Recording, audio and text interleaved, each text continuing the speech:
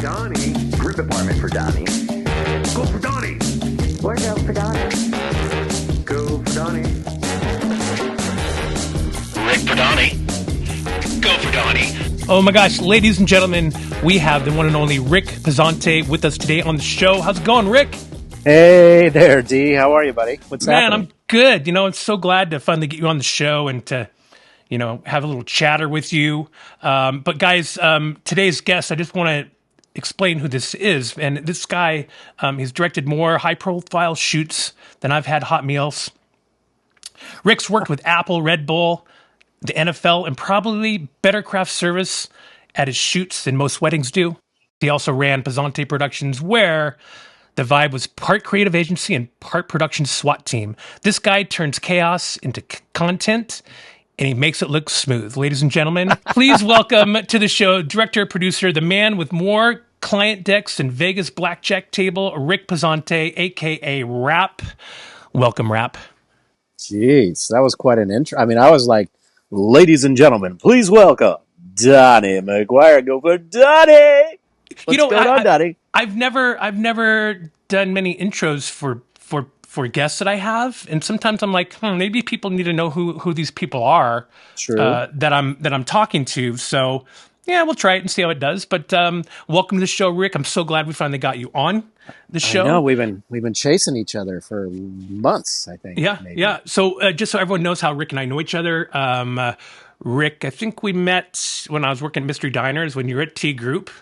That's right. And then Rick also brought me into Full Screen. I don't know what Full Screen is still, and I was there, but brought me into Full Screen. I worked there in the studio with him for, I don't know, about 6 months to 8 months. It seemed like it wasn't that long. I think it was maybe, just under a year, maybe. Yeah. Yeah. I think Long you're time right. ago. But yeah, so we've had a lot of fun at the places that we've worked together and outside of work. We like, in the production world, we like to not break bread, but have a drink with each other. And I think that helps with camaraderie and get to know each other and, outside of work as well. The American Legion, there was no lack of time spent at the American Legion, Donnie, thanks to your military background. And I will say, we had a great rap party, and that place it's just stuck in time. It's just amazing. It's an awesome place. I loved it.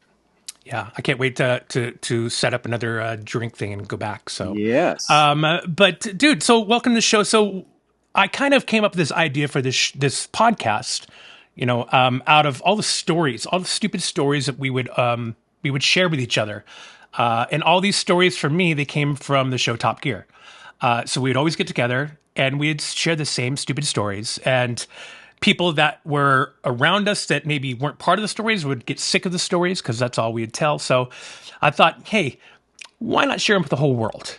And so here we are doing Go for Donnie. And, I'm in 20 shows. I think I have 20 Go for Donnie shows. That's great. 16 Switch to Channel 2 shows, and then a handful of videos. So it's a lot of fun, but it's kind of cool. So I bring guests on like you so that way we can share some stupid, crazy behind-the-scenes stories because we all have them. I mean, we all have stupid shit that's happened to us on set. So no doubt. That's the No premise doubt. of the show there, Rick. That's a great premise. I'm glad you're sharing it with the world so they can see how ridiculous the line of work we do and the amount of commitment and sacrifice we make. Isn't it is so just stupid? Making TV or making digital content or, now podcasts. Like, it's just nuts, I mean, I think the world is just so starved for content in general that I'm glad you're doing it, Donnie. That's great. Well, thank you. I'm just, as you were saying that, I was thinking to myself, gosh, I've done some crazy stuff. And I just think back to, I think one of my first gigs, I think it was a coordinator or a production manager. It was on a pilot called Suburban Virgin for MTV. And we basically tried to get virgins laid. Bizarre, right? That's some weird shit. I think, that is, I'm trying to think of the craziest thing I've done. I don't know if it's crazy, but embarrassing illnesses. I did a pilot, and it was like we had this guy on. Embarrassing. embarrassing illnesses. And we had a guy on that had a condition where he was an excessive sweater. Okay. Like just perspiring, like rings under his shirt. But he Yeah. was a financial advisor. So like all the clients he met with thought he was like some kind of Ponzi scheme guy or just really nervous because like, he He's was always sweating. profusely sweating all the time. It was hilarious. Plus, that's the cleaner one that we did, the embarrassing illness. We had some other stuff, but I'll spare you from that. That's funny. Yeah.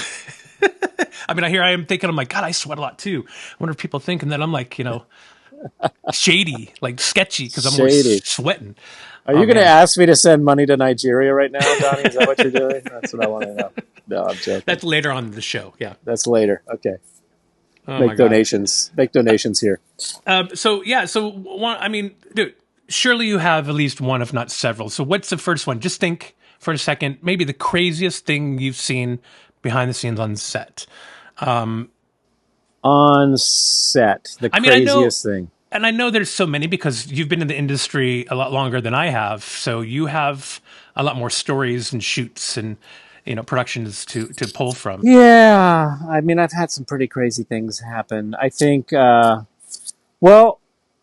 of the things was, I used to work for a company called rehearsals.com. It was a startup digital company in 2005, and it was at Center Staging in Burbank, which is like this, series of rehearsal studios that all the big acts go to rehearse for shows and tours and all that stuff. And it was a great idea just a little before its time. Apple was, a partner with us and doing a lot of R&D. And MLB.com was really our legitimate partner. And I don't know what baseball and music have, in common, but except maybe Jimmy Buffett. But I would say that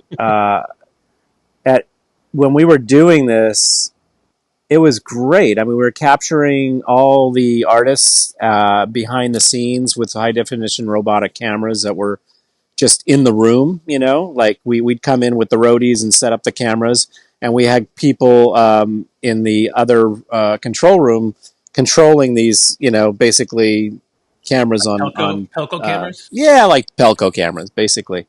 And everything was going well. It was like, from musicianship to stories, we knew that Dave Navarro was going to break up with Carmen Electra like 6 months before it happened. Just, hey, I can't handle her anymore. Whatever it was. And it was just authentic. It was awesome. It was like, it was before reality TV, like right on the cusp of reality TV. In fact, I call it authenticity because it was like really like unproduced, And good idea before its time. 3 years later, it fails. Thankfully, I was able to launch my company with Rick Reinholdson, who is now directing The Tonight Show with Jimmy Fallon. My other partner, Eric White, who's like mixing Jay-Z and so, I mean, we've all moved on and, thankfully, knock wood, have had some level of success, I guess, in this crazy industry. But to make a long story short, so that company failed after 3 years. It went bankrupt. And again, great idea. In fact, we might want to talk about relaunching it. But at the time, when we were trying to raise money, we were like, well, what can we do with high definition cameras, on sticks or on speed rails or whatever? And someone brought Adam and Eve, the people from Adam and Eve down, which is, the porn company, basically. It's like Vivid, Yeah, they sell products. Toys and products. Adult products. But they were going to make their videos at our place because, like, how great would it be if, you didn't have anyone doing this in front of you, They were all robotic cameras, so it didn't disrupt the action. Action. Ready? Okay. And that's why they say, and action. No, I'm kidding. So, the thought was, okay, we'll shoot porn using these high-def robotic cameras. There won't be any camera people in the room. It won't distract the actors, blah, blah, blah. But the problem was that next door, these actors, might come out and like, take a breather or whatever. And Amy Grant was next door, and she's like this major Christian artist, Yeah. if you can imagine. So Yeah, very we religious. thought that might have been a problem if like, like Ron Jeremy came out to take a breather and, Amy Grant was out there taking a breather at the same time. So that unfortunately didn't work out, but I thought it was a brilliant idea. I mean, it really was. So, this is way back in 2005, Donnie. This is like, pre pre-reality, it's just like right on the heels of that. So that was one idea that didn't happen that should have probably happened, and we probably would have all been retired by now. But it is what it is. Hey, so. Timing is everything. There's a lot of things that you try to push. Quibi. I'm just going to use Quibi because I can see that you're vertical right now, and we'll use that as an example. Quibi came in hot and heavy with vertical, put a bunch of money into it, did not succeed. Yep. That was before TikTok. Yeah. TikTok comes along, and now everyone's doing vertical stuff. And then, of course, now you have the real shorts, the good shorts, all these apps that have the vertical movies where they're filming. So timing is everything. So you never know. Maybe it was just the wrong time. Had the pandemic not hit, I think Quibi could have been a really lucrative company because, of commuters and people, with the attention span of kids and stuff like that. It's just that I think the pandemic really kind of ruined a lot of things for a lot of people. But I think that was just a misstep and poorly timed with nature's events that happened. So it's unfortunate. Timing is everything. I mean, it's just like shows. They'll bring back shows that maybe even they were successful and they just they don't have the content, so they'll bring it back. Like Duck Dynasty just came back to A&E, a gem of a show that I worked on first season. You did that. With Justin yeah, Tucker. that's right. Yep. Wow.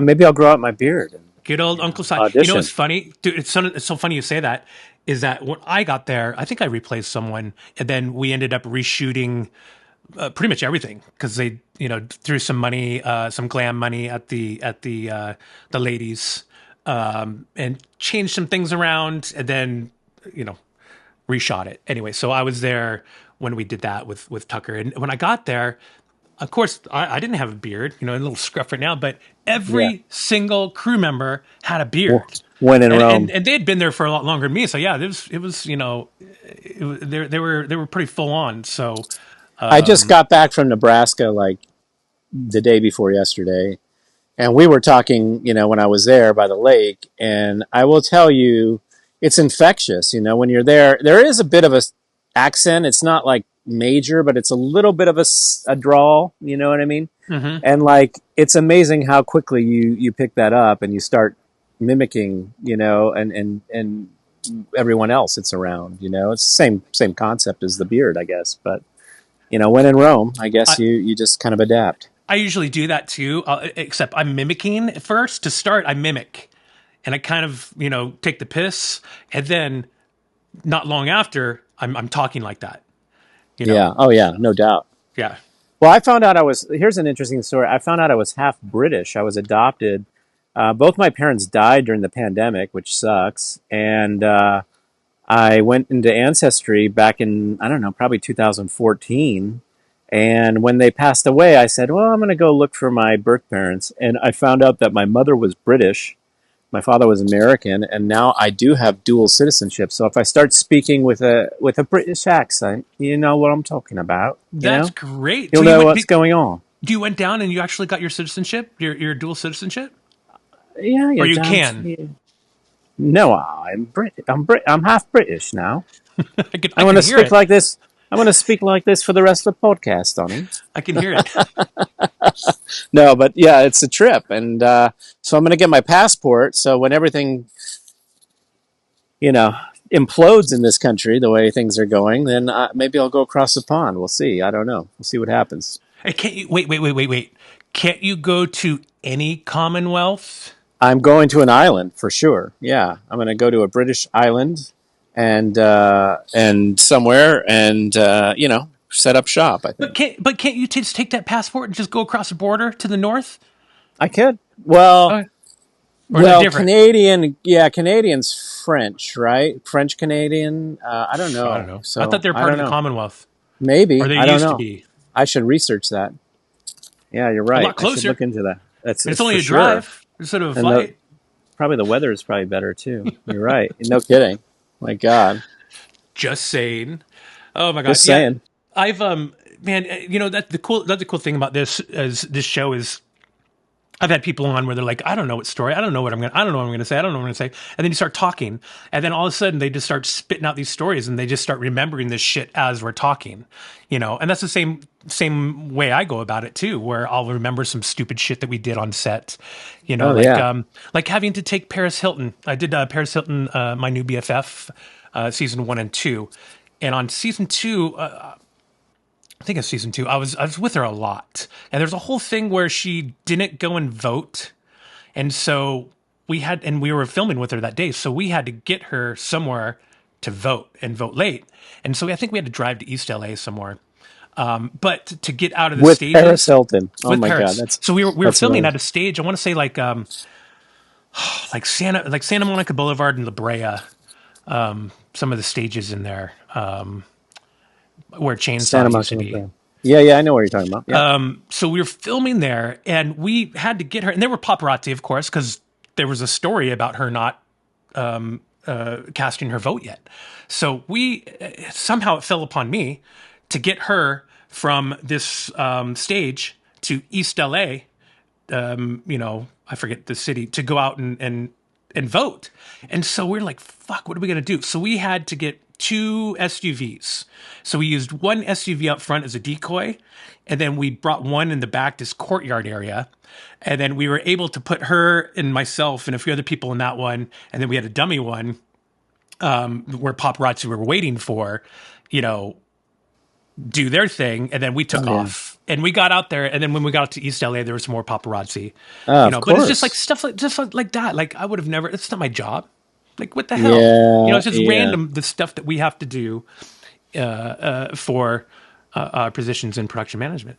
Yeah, it's pretty nuts. I mean, I'm trying to think of some more stories. I mean, I had to help, President Clinton on his walk. I did a lot of political stuff too, and but that got me invited to the Christmas party at the White House, and Nice. What year that was was this? pretty fun. Wait, That this is was obviously when Clinton was in, like yeah, the 94, 97, I think it 97. was. So 90, okay. Yeah, Because I was there, yeah. I was in or DC. 98. It might have been 98. I think his last year in office. I think it was. Because Yeah, 94 was the inauguration, yeah. or 95. Maybe it was January Did I 95? see you there before we even worked together? Possibly. I was there. We did the inauguration. God, I mean, at the inauguration, I was at the White House. Yeah. So so everyone knows I was in the honor guard in the Army, and then I did a few years in the honor guard. Then I literally walked across the street to the Office of Ceremonies and Special Events because we were stationed at Fort McNair. And it's garrison. And that office coordinated all the Joint Service Honor Guard ceremonies for Washington, D.C., the U.S. We were like the flag experts, all this cool stuff. And so we also worked on the inauguration committee. And so my role on that day, I was at the White House. We were down, I think my boss was up in the reviewing booth. They put the reviewing booth up and over the front gate so that way you can walk. I was down with a cordon at the front of the White House. There's not a pond, a fountain, and Yep. so just to the side of the fountain was this plank, and the plank it gradually went up so that way you could walk up this plank and up into the reviewing booth. And so what happens is we have a cordon of Joint Service Honor Guard troops standing there. It's the president and vice president. They take them through the back door, and then they walk through the front door, come down the stairs, walk up the cordon, and up to the reviewing booth, right? Well, right before they were going to take off and walk up there, I had a sailor. She fell out. She just dropped like a fish. Well, I had to go over. Wow. Yeah, I had to go over and pull her out of that detail, replace her with another, a super, we called him, so an extra Navy Swabby, Navy, what are they called? Sailor. And as I did that, then I had to walk her, before the president and vice president come walking down the steps, down it's hard to explain, but down like this cordon of like press. And I know that I got pictures of me basically carrying the sailor down, but it's such a crazy experience, like to do that. And then right after I did that, that's when the president, vice president came walking, down the stairs. Oh and up my to the gosh. reviewing. But so it's possible that we were there at the same time, absolutely. And had we been, we would have been drinking scotch in the Blue Room, Donnie. I'm sure of that. Totally. Because I was. I tell you that much. Nice. No, it was cool. It was very cool. No, I did a show called Christmas in Washington in D.C. It was on the air for many years. It was a bastard stepchild companion to the Kennedy Center Honors. So it was like a week after the Kennedy Center Honors, and at the National Building Museum, also known as the Pension Building, which was a Civil War hospital, apparently. It was a very interesting building. And I think they had the highest indoor columns in the United States in that building. So it was a really special, architecturally sound building. And we did a Christmas special with 5 acts, which varied, in different genres. And it was basically like traditional Christmas songs, but the president and all the dignitaries and people and senators and representatives would come to that. And I did that for 6 or 7 years. When I was a production manager and associate producer, and it was really fun. I mean, DC is a blast, and just I was always the one assigned to the Secret Service advance and White House advance teams, so I have a lot of that kind of experience, and that really helped on my understanding of security detail. So I know, how the perimeters work and all that stuff. So anytime I was on a show, I'd be the one dealing with those entities or, law enforcement or whatever, and I remember on the 2000 convention, it got to the point where, I had all the badges and everything, and I didn't even have to pass through the metal detector anymore. It was just like, okay, let them go. And I remember I went out drinking with some Secret Service buddies, and when they're on the job, they are super serious. I mean, they are, but when they're off the job, they let their hair down, boy. We went to this place called the Dubliner. You probably know it. I love the Dubliner. Yeah. And oh my gosh, these guys, I mean, they let loose, and they really let loose. And I had a hard time keeping up with those guys. But man, they have a serious job, They have a very serious job. So, they're probably all raging alcoholics. Bro, we are such kindred spirits because you said that. I did the same thing. So we worked with the advanced teams. Yeah. I forget her name. She was the head Secret Service agent for the advanced teams that we dealt with. I wish I didn't remember her name. She's a great person. And at that time when I was transitioning out, I was thinking about joining the Secret Service. And she was going to help me get in there and sponsor me. So I was doing it, and then I got the paperwork, and I started filling it out. And the paperwork, oh my God, crazy! It was worse than for my top secret security clearance that I had to get. To work in the White House. Maybe you can tell us a few stories about that. Oh my gosh! But so I went through the process, and then I didn't last long because they were like, it's a 2-year process to get hired, even to get hired. Wow. And I was just like, man, what am I going to do for another 2 years? I want to get the hell out of DC. So I bailed on that and left. But to your point, they're great people, and it was so much fun working with them and learning from them. And taking that, and then your day to day on shows, working with ITC, with CHP, with cops, it just comes natural. On Christmas in Washington one year, you get the young guys first, young men and women first that are, the rookies, basically. They come in like 4 or 5 days before the event, and, and one of them, one of the years was right after 9/11, and we had to, we had to basically, it changed the whole game. You know what I mean? It just changed the whole game.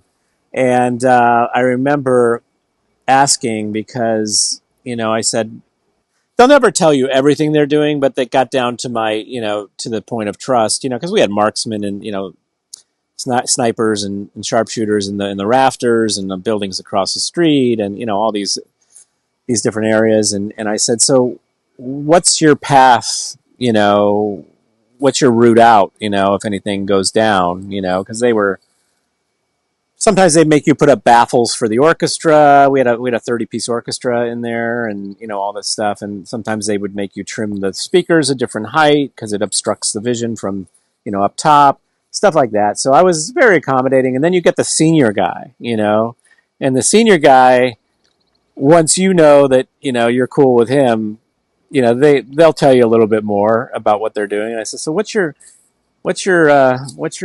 way out if something goes down? He goes, oh, we'll just spray a path. And I said, what exactly does that mean? He said, well, we'll go out through the orchestra. Well, what he was saying was, if it's totally obstructed, they'll just fire into the orchestra and create a path to get the president out of the building. Jeez. And I said, excuse me for 1 second. Orchestra, that's a 10-minute break. Thank you very much. Take your 10. Because he was like completely serious. I think he was completely serious. I mean, I'm not even kidding. But wow, I was like, whoa, okay. Well, let me go tell my orchestra that. No, but it was, I love DC. I love doing shows in DC. I did, I've done a lot of different things, corporate events. I've done talk shows, game shows, award shows, music videos, yoga videos, like I said, political conventions, short form, long form, everything.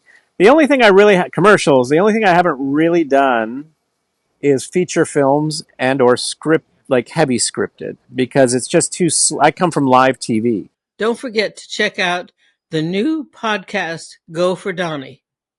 And you're never too old for a good laugh. And we're back. We're back, Rick. That's a good, your mandatory 10 minutes. I didn't look at your contract before we did this, and I didn't know that was in your contract. So my agent was supposed to send over a 3-page rider too about Donnie, but I just said, look, he's an old friend. We'll just charge him plus 15% today, not 10, just plus 15. Thanks, I appreciate it, man. Good looking out. You bet. So we were just talking about the White House. My time there, your time in DC, and what you've done there. I mean, I don't know. I have a soft spot in my heart for Washington, DC. I have gone back once for work, but I was in Arlington, Virginia, filming some stuff with Accenture. So I didn't really get to go downtown, but I did go back to my old stomping grounds where I was stationed in Southwest DC. And it looked really run down, and I don't think our Alpha company is one company from the old guard that was stationed there. I think they're at Fort Myer in Virginia now. But what was a trip to me is, I don't know if you know, but I'm a huge soccer fan. Huge. Played soccer for the Army team. Yeah. Love it. Been playing all my life. I get back to Fort McNair in Southwest DC, and what is right next to the wall, like, I don't know, it was a brick wall, like right next to where our barracks were, is a huge ass DC United soccer stadium. Oh, wow. I was like, what the fuck? Why weren't you here when I was here? Yeah. So it was really cool, but it's cool going back and seeing how much it changed. And, I think when you were there, things were different because you used to be able to drive down Pennsylvania Avenue, down Constitution Avenue, down 15th and 17th that flanked the White House. And then I think it was after 9/11, they may have shut all of those down to where you can't drive down there much anymore. I didn't know that. I just want to give a shout out to the Pug, which is Tony T's bar in DC. If you guys ever get up there, it's a great little spot. And the rule is no politics. You cannot talk. You can't talk politics in the bar, or you're thrown out. And Chaz is the doorman, and he works at the bar. And Chaz he's probably in his mid-70s, and he was a Marine, and he is the baddest motherfucker. I mean, this guy is, and the nicest guy. But anyway, I just wanted to give a shout out to Tony T and the Pug, because the Pug, Pug, like the dog. It's a great bar. I would highly recommend anyone go there. Do you know where I'm going to look at right now? I got to look because I love DC, and I know things have changed, but I've been to a lot of places. The Pugs, let's see here. Yeah, my buddy Patrick McMahon brought me there, and I just got back. He's from Nebraska, and that's the guy I went to visit in Nebraska, and he took me there. We were doing the Concert for Valor for HBO. I consulted for Twitter for a couple of years. I was kind of like their fixer. I did all their events and stuff like that. And we were doing Concert for Valor on the Mall. And, it's funny because Metallica got up to rehearse. And literally, the stagehands were supporting the speakers from backstage because they were rocking so much. And we had, I think it was a GSA or one of the law enforcement agencies. One of the guys came up to me and said, "Hey, can you tell them to turn it down?" And I said, "You think I'm gonna go ask them to turn that shit down?" Metallica, no way. It was they had car alarms going off in Arlington, Virginia, across the river because it was so damn loud. It was awesome. I mean, I love that shit. It All was right, awesome. so the Pug is up in Northwest. Correct. I mean, back in the day, Northwest, there were parts that, there's parts everywhere. Oh, Northeast there's some was, sketch. Yeah, a little sketch. but Northwest, just beyond where that was, I didn't really go too much. And then RFK is not too far away, but dang, the Pug. All right, good to know the Pug. Yeah, you have to go next time. I had a lot of, when you're in the Army, you drink a lot. Yeah, for sure. And we drank a lot. We did take advantage of the alcohol, the fun times, the bar crawls, the rallies in the alleys, the chili cook-offs. So much fun was had in Washington D.C., especially as a young single young soldier. whippersnapper. Oh yeah, for sure. I can only imagine. I mean, my God, that would have been amazing. So that was after 9/11, before 9/11, after 9/11 then. Yeah, it was before and after. Yeah, exactly. Yeah, so cool. I served like I was in the military. I was in my role in the production environment of Christmas in Washington through Clinton and Bush, actually. Second junior. Strategery. And, to be honest, I shouldn't even say this, but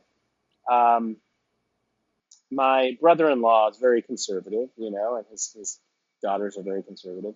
And I made arrangements for them to get in the receiving line with the president to have a picture taken, right, with Bush. Do you know he didn't even buy the picture? Like, or you have to send in to get the picture back, delivered to you. After all that hard work to get him the damn picture taken with the president, he didn't even get the picture. And I'm like, you're an asshole. I mean, you know what I had to do to get that picture? I had to get a Secret Service agent into the Oscars green room backstage. What? Wow. Yeah. Wow. Well, and if that ever comes out, I will absolutely deny it. Of course, I'm on a podcast, and Donnie Go for Donnie is going to blast it and get viral. What's quid pro quo? What is that? Quid? Yeah, exactly. Now I'm paying you to be on your podcast. I was lucky. I got to meet both President Bush Sr. and Clinton. And I have some photos with them. It was a lot of fun, like President Bush. So we used to do these rope details. So whenever they had a state arrival, anything going on at the White House where they had press that were in the backyard, basically, they would have soldiers from the old guard that had their top secret security clearance. We would have to go and help set up ropes, like a rope detail. And like, section off where the press are and where the troops will be marching, all that shit. And Mrs. Bush, Barbara Bush, she was so sweet. She was like a grandma, and she would bring us lemonade, very sweet. And then, Bush, like, I'll never forget when he came back, we were doing a state arrival. I think it was, Boris Yeltsin was in town, and we were downstairs by the back door, and all of a sudden, all this commotion and they're like, president's coming in, everyone stay where you are. And it was like, so we literally just had to stay there by the back door as they land. And then they come in the back door. And, they kind of say their goodbyes. And Yeltsin went one way because he went to the old executive office building. And then, President Bush just turns to us and starts talking to us about fishing and about how a great time it was. And up there, how you doing, McGuire? Good to see you. And, it was the coolest thing. Like, he was so personal. And the same thing with President Clinton. I will say, I'm sure the charisma that guy has. Oh my God. It was just amazing. He was and they were for either an E4, I was an E4, just for them to stop and take time to say hi, to some little pissant soldier, it kind of was pretty cool. We'll be right back.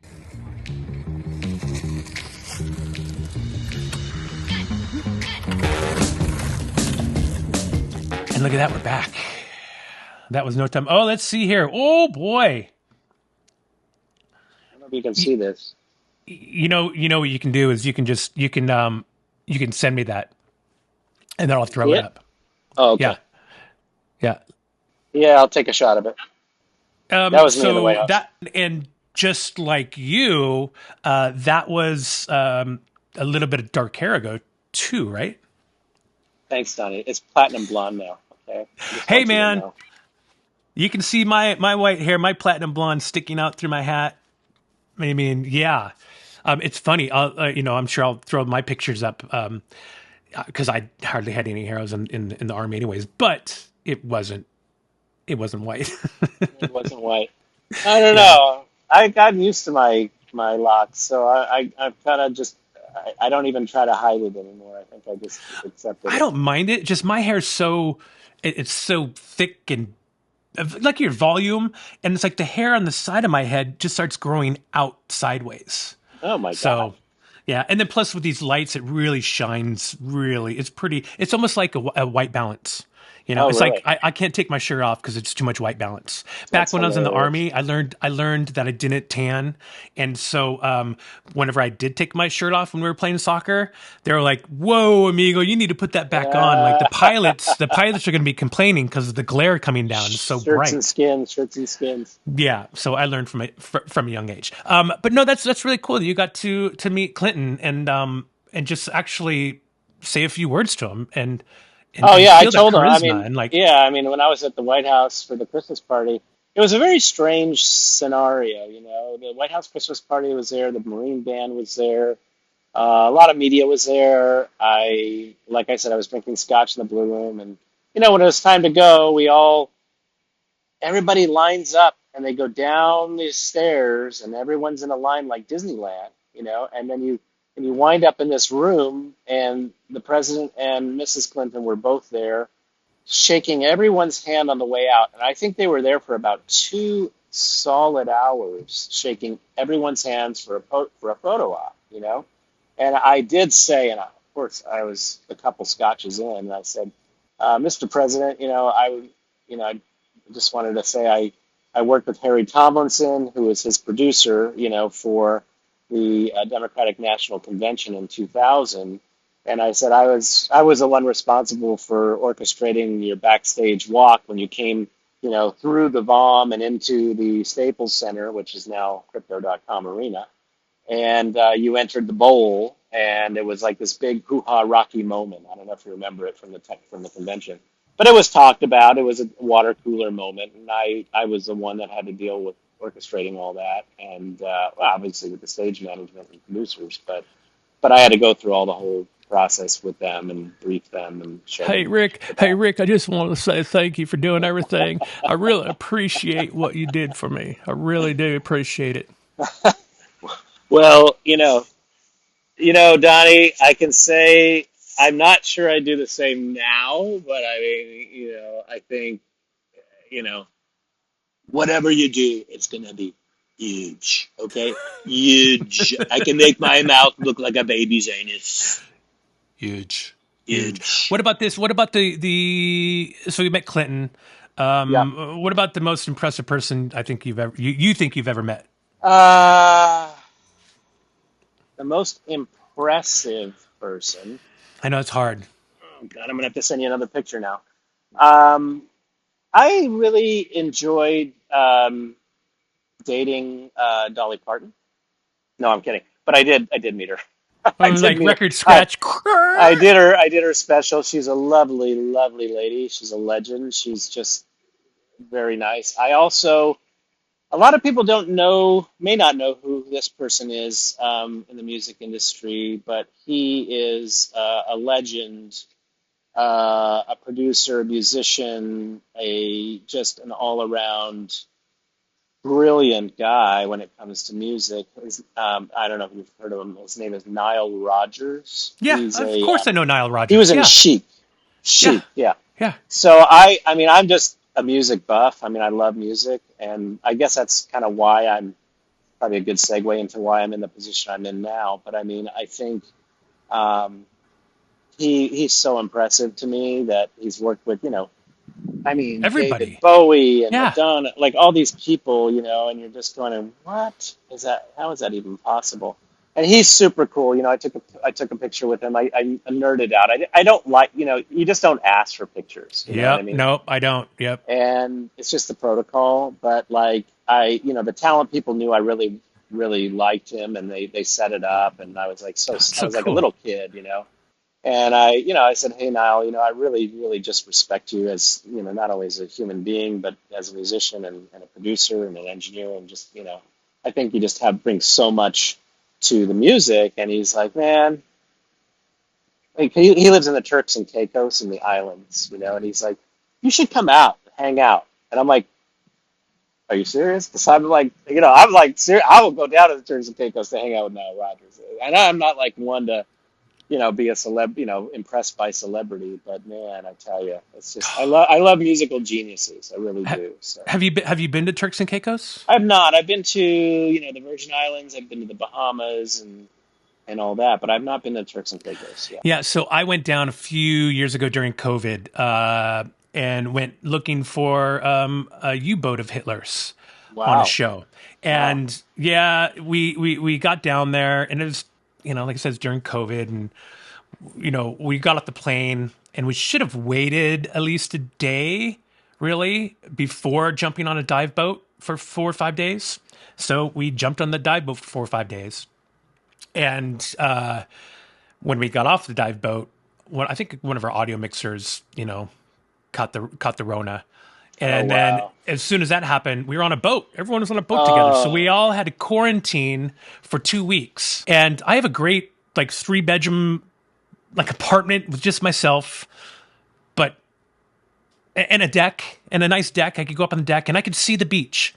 I could see it over there in the distance. I'm like, oh, there it is. There's the sand. My feet never touched the sand when I was in Turks and Caicos. As soon as our quarantine was up, like, they decided, nah, we're just gonna come back. And the crew at that time were kind of felt uneasy, and we're like, let's get the hell out of there. So I've been to Turks and Caicos, and my feet have never touched those pristine, beautiful beaches. What a horrible thing. I had the virus twice, and I just remember how sick I felt. I can't even imagine being on a boat and having that. Oh, God, that would be horrible. I did go on an unauthorized trip to Cuba, though. Ooh, nice. Yeah, I did not All have right. any papers. I did not have any nothing. And I flew from here to New York. I went with a producer, a storied producer, manager, a guy named Ron Weisner. He managed Michael Jackson for 10 years. He managed Madonna, Steve Winwood, George Michael, Oh, you name it, Paul McCartney, all the biggies, and he had done a concert down there in the 70s called Havana Jam, where he brought musicians from the United States to collaborate with their counterparts in Cuba. And it was like kind of a cultural exchange type deal. But we went down there. I flew to New York.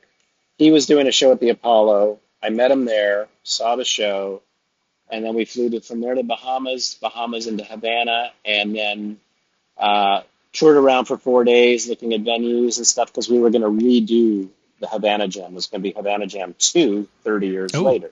And we're going to bring, Earth, Wind, and Fire, like all these big bands down to collaborate with their Cuban counterparts. And we were so caught up in the moment when we came into the country.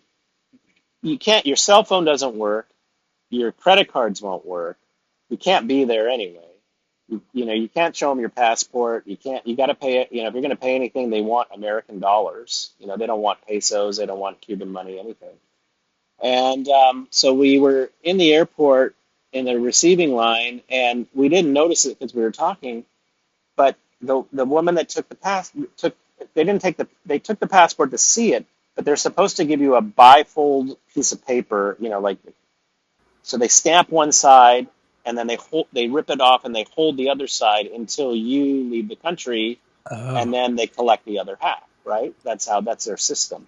Well, we didn't notice. We didn't notice this, and we're here there for 4 days. She had stamped both of our passports, and that's a minimum $10,000 fine. Plus, if they're able to prove you spent any money, they're going to fine you for that, right? Wow. So he notices this in the van on the way to the airport to come home, and we were flying through Cancun that day, from Havana to Cancun. And if you've ever seen the movie called Argo, Oh yeah. I called this Hugo. So he goes, Rick, I don't know what the fuck we're gonna do, man. I've never been in this position. I've been here 6 times, and they stamped my passport and blah blah blah. This fucking, I'm gonna have to pay like $25,000 if they find out, blah blah blah. And I said, Ron, just take it easy. This is what we're gonna do. We're gonna get on that plane. We're gonna fly to Mexico. We're gonna change planes in Mexico. You're gonna get on the plane in Mexico, and you're going to give me your passport once you're on the plane, and I'm going to shove it deep into my bag. Because I knew if we get popped, we're both going to get popped, because I had all this, when you go on tech scouts and things like that, or location scouts, we had gathered all this information on the venue and what what the equipment was, and what the rigging loads are, and the audio and all that stuff. That's like a site survey, they call it. Well, push comes to shove, I said, now call the flight attendant over now, and tell them that you've misplaced your passport. Clearly you had it because you got on the plane, but you can't find it anywhere. So he does. They radio down to LAX, and they separate him out immediately, right? Because he doesn't have his passport. And basically, when you get into LAX, you get on a bus, you go to customs. You got to go through customs. And they isolated him. They were questioning him for hours, basically. It was like midnight. And this is a New Yorker from the Bronx, like a 70-year-old guy who was getting grouchy. And I saw, but I was just going to go for it, because they didn't know that I had my passport, but I didn't say anything. It was stamped or anything. And I see this girl walking alone, this single girl coming back from Mexico, and she's tan, she's got a hat on, and I had a hat on. So I start chatting her up, and I'm like, hey, how was your trip? Did you enjoy yourself? Yeah, I was in Mexico too, blah, blah, blah. And, it was bullshitting. And so they thought we were a couple.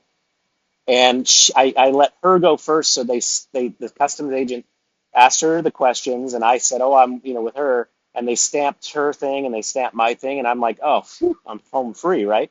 But then there's another checkpoint, which is Homeland Security now, right? So I'm walking, and then I have to catch back up with her, chat her up again, same drill, let her go first, chat, stamp. And my buddy Patrick picked me up at the airport, and I get in the car, and I'm like, just go, hit it, go, like, get out of here. Don't look back. So I text Ron at 2:00 in the morning. I'm like, hey, how was your trip? And he's like, I can't talk right now, So the next day, he was there till like 2:30 in the morning, and they were interrogating him. And he's like, listen, what the fuck do you want? I'm from the Bronx. I'm a U.S. citizen. I was in Mexico doing business. I've lost my passport. Can I go home now? He just put it on the line. The next day we went into the office, I had his passport framed and open to the page that they stamped, and I brought it into the office and presented it to him as a little keepsake. It was hilarious. Oh my gosh. That's white Sorry, knuckling that was there. A long story, but that was really fun. That's good. That's white knuckling. Cuba is an amazing place. If anyone's able to go to Cuba, I would highly recommend it, because it's just so, culturally, it's such an interesting place, and I would highly recommend it. Yeah, the guys, I missed that trip, but I guess they did an episode of Top Gear down there. Oh, I thought you were talking about when you were in Oh, you mean when you were in the Army down in No, Gitmo or something? yeah, I missed down that there, yeah, trip. down there in I jail. missed waterboarding all those guys and beating them, but it was great. No, I'm The joking. things we did in the Army. Well, you guys, hey, don't forget to stay tuned for Switch It Channel 2. Coming up next, where I'm going to get to ask Rick some more specific questions, so that way we get to know Rick just a little bit better. And also, Rick, I want you and everyone else to know that this is not only an audio podcast, not just audio, this is also a video podcast. I have a YouTube channel at Go for Donnie, where you can catch Go for Donnie, or Switch It Channel 2, or so many other cut down videos and little fun things that I have on there. That's Go for Donnie, my YouTube channel, and Switch It Channel 2. Also, I have a website, Rick.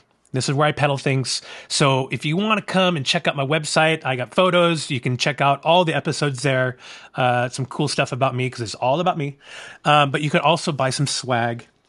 So I'm buying that blue hat, that blue Dodger hat that you had on last week, wherever it is. Oh, yeah. So basically, I have hats. We have a blue and white one, similar to this. Yep. We have some little stickers, Oh, nice little stickers. nice. Put them on your Pelican case or your I'll do that.